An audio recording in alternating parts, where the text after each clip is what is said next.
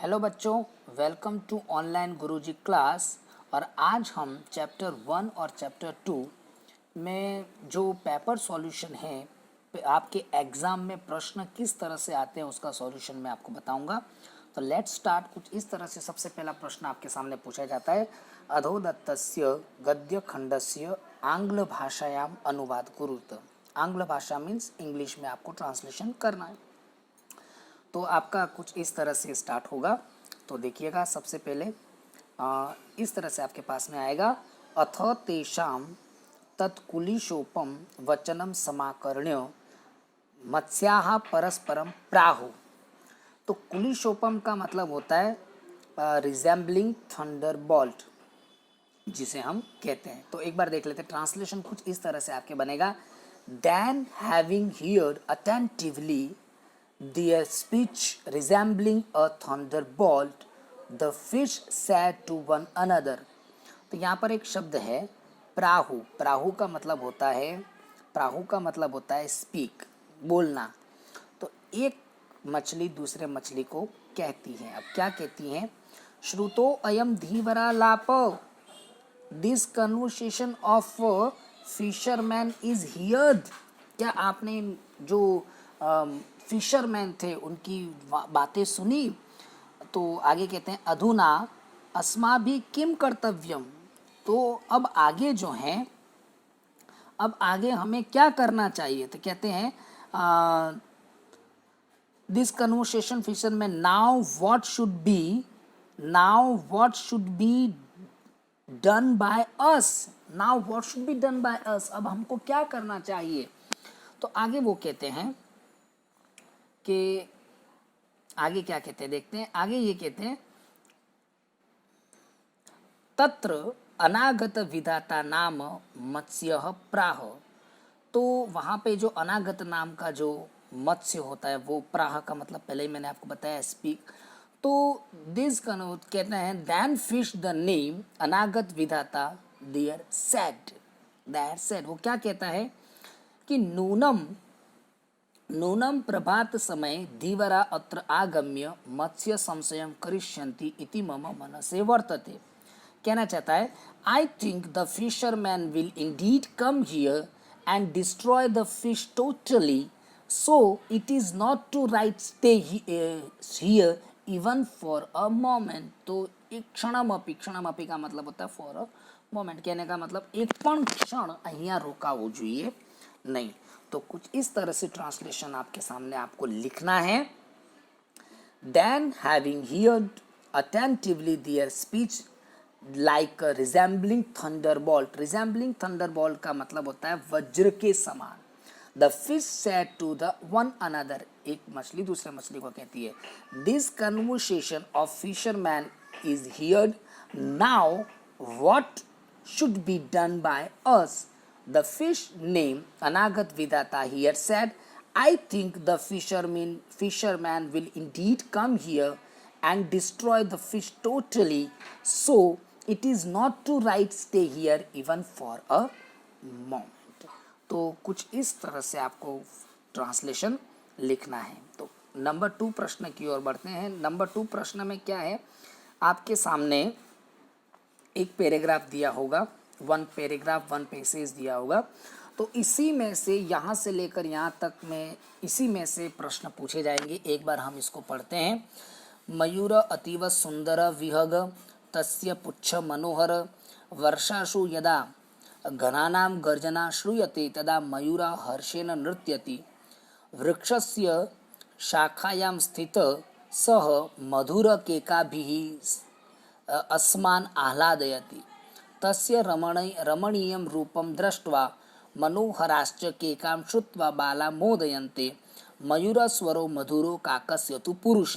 तो अब इस तरह से मैंने इसलिए आपको ट्रांसलेशन नहीं बताया कि एग्जाम में अनसीन पैसेज आएगा तो आपको कोई बताएगा नहीं। अब मान लो कि इस तरह से आपने पढ़ा। तो फर्स्ट प्रश्न है, मयूरस्य पुच्छम कीदृशम। मयूरस्य पुच्छम कीदृशम, तो ये रहा पुच्छम कीदृशम। तो मयूरस्य पुच्छम मनोहरम, तो इसका आ गया मनोहरम। नंबर 2, कदा मयूर हर्षेण नृत्यति। तो हर्षेण नृत्यति, तो ये आंसर होगा वर्षासु यदा गणानां गर्जना श्रूयते तदा मयूरः हर्षेण नृत्यति। आगे बात करते हैं, कस्य विहगस्य स्वरः पुरुषः, कस्य विहगस्य स्वरः पुरुषः, तो काकस्य तु पुरुषः, जो काक होता है उसका स्वर पुरुष का समान होता है। आगे बात करते हैं, कहना चाहता है मयूर केकाम श्रुत्वा बाला मोदयन्ते, सॉरी, कस्य केकाम श्रुत्वा, कस्य केकाम श्रुत्वा बाला मोदयन्ते, तो यहाँ पर हम देखेंगे तो केकाम श्रुत्वा बाला मोदयन्ते यहाँ पर ले रखा है, केकाम श्रुत्वा, तो तस्य, तस्य मीन्स यहाँ पे किसकी बात चल रही है, मयूर, तो यहाँ पे आएगा मयूरस्य रमणीयम रूपम दृष्ट्वा मनोहरश्चा केकाम श्रुत्वा बाला मोदयन्ते। याद रखना आपको तस्य नहीं लिखना है, तस्य का मतलब ही, पर हु किसकी बात चल रही है, तो आपको यहाँ सब्जेक्ट बताना है, सब्जेक्ट इज मयूर। नेक्स्ट की बात करते हैं आगे, कह सुंदर विहग, कह सुंदर विहग, सुंदर विहग कौन छे, तो हमको पता है, आगे भी हमने देखा था, तो यहाँ पे दे रखा है मयूरः अतीव सुंदरः विहग, ये रहा मयूरः अतीव सुंदरः विहग। तो कुछ इस तरह से आपको क्वेश्चन नंबर जो अनसीन टू पे से जाता है आपको सॉल्व करना है, इस तरह से सॉल्व किया जाता है। नंबर 3 की प्रश्न की ओर बढ़ते। नंबर 3 प्रश्न है, अधोदत्तस्य पद्य खंडस्य गुर्जर भाषायाम, सॉरी यहाँ पे इंग्लिश में पूछा जाएगा, इंग्लिश आंग्ल भाषायाम अनुवादम कुरुत, आंग्ल भाषा में इसका अनुवाद करना है। तो पहले मैं आपको श्लोक बता देता हूँ। श्लोक कुछ इस तरह से है, विश्वानि देव सवितर दुरिता निपरासुव यत भद्रम तन्न आसुव, इस तरह से श्लोक है। अब इसका बनेगा, तो पहला गुजराती में हूँ તમને बताई दूँ, ओ सूर्य भगवान અમારી અંદર જે દુર્ગુણો છે એમને દૂર કરો અને જે અમારા માટે સારું છે તે અમને प्रदान करो। तो इंग्लिश में इसका ट्रांसलेशन होगा, O son God remove all evil deed और vice sin from us and bless us with all that is good and auspicious. तो बच्चों यहाँ पे मैंने संस्कृत के शब्द इसलिए रखे हैं, आपको पता लगे। परासुव मीन्स रिमूव, दुरितानी मीन्स ऑल इवल डीड और वाइज और सीन, तो वाइज का मतलब बुराइयाँ, सीन का मतलब भी पाप, ये सब, और डीड्स खराब कर्म, ये सब हमसे दूर करो। And bless us with all that is good and auspicious thing, जे सारू छे ये हमने प्राप्त कराओ। आगे बात करते हैं, काले वर्षतु पर्जन्य पृथ्वी शस्यशालिनी देशोयम क्षोभरहितो मानवाः संतु निर्भयाः। तो क्या बनेगा, ગુજરાતીમાં શું થાય છે, કાલે વર્ષતું પર્જન્ય, યોગ્ય સમય વરસાદ વરસે, આ પૃથ્વી અનાજથી ભરપૂર થાય, દેશ દુઃખથી રહિત, ક્ષોભ રહિત થાય, બધા જ લોકો निर्भय થાય। तो गुजरातीમાં આવી રીતે થાય છે। इंग्लिश में आपको मैं बता देता हूँ, इस तरह से होगा,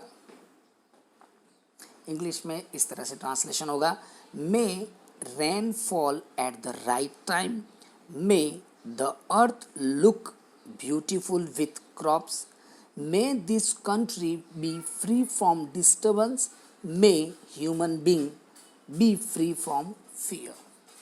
तो समझ में आ गया होगा आपको, बिल्कुल इजी है। May rain fall eight right time, योग्य समय बरसात बरसे, मे the earth look beautiful with crops, and may this country be free from disturbance, कोई डिस्टर्ब ना रहे, may human being be free from fear, दुख से दूर रहे। तो अर्थ लुक्स, यहाँ पे एस आ जाएगा, लुक्स लाइक ब्यूटीफुल। ओके, सो अब आगे बढ़ते हैं। श्लोक संख्या क्वेश्चन नंबर 4। तो क्वेश्चन नंबर 4 में आपको पूछा जाएगा श्लोक पूर्ति। तो ये 100% हर एग्जाम में श्लोक पूछा जाता है। तो श्लोक आपको पता ही है, संगच्छध्वम संवदध्वम संभो मनांसी जानताम देवा भागम यथा पूर्वे समजनानाम उपासते। आगे बात करते हैं, दूसरा है सर्वे भवन्तु सुखिनः। ये भी श्लोक हमेशा पूछा जाता है। तो सर्वे भवन्तु सुखिनः, सर्वे सन्तु निरामया, सर्वे भद्राणि पश्यन्तु मा कश्चित् दुःख भाग् भवेत्। अब बात करते हैं आगे क्वेश्चन नंबर 5 की ओर बढ़ते हैं। ग्रामर के कुछ प्रश्न हैं, बहुत अच्छे प्रश्न हैं। तो अधोलिखितेभ्यः शब्देभ्यः पुल्लिंग शब्द, तो આ 3 શબ્દ આપેલા છે, યાર 3 વર્ડ્સ। તો 3 વર્ડ્સમાંથી પુલ્લિંગ આપણે શોધવાનું છે। તો આપણે ત્રણેય જોઈએ। જાયા એટલે પત્ની, આ સ્ત્રીલિંગ છે।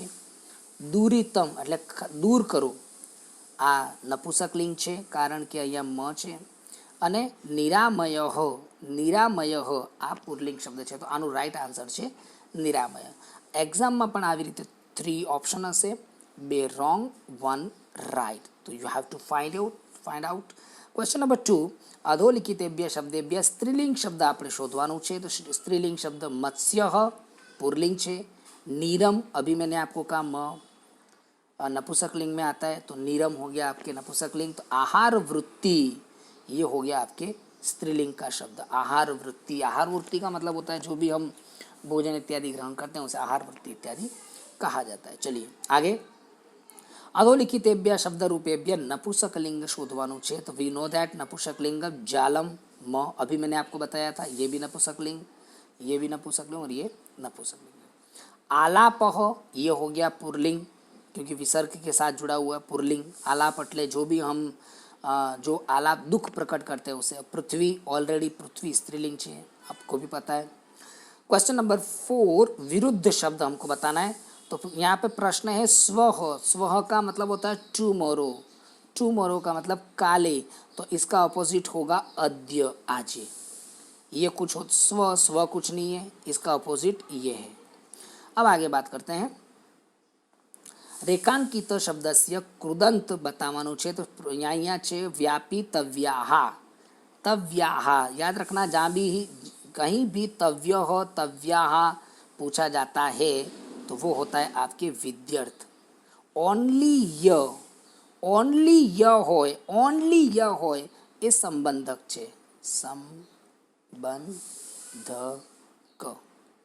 पण ज्यां तव्याहा याहा विसर्ग साथे जोड़ालू हो, या यह होय कि याहा होय के पछी यम होय, यम, ये भी आपके